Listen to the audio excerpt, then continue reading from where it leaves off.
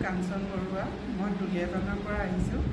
মই এই জুৰি বাইদেউ এক্সেছ বাৰৰ এইটো মই মিডিয়াৰ যোগেদি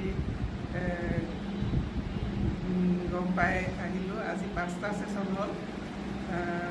5টা ছেশ্যনত মই বহুতখিনিয়ে আৰাম পাইছোঁ।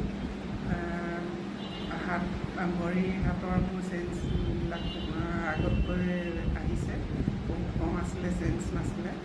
আৰু মই চাইন লিখা মেলা বা নিজৰ চাইনটো মৰা এইবিলাক মোৰ অসুবিধা হৈছিলে। এতিয়া এইবিলাক মই পাৰিছোঁ। মই আৰু ল'ম, আৰু কেইটা পাৰোঁ ছেশ্যন ল'ম।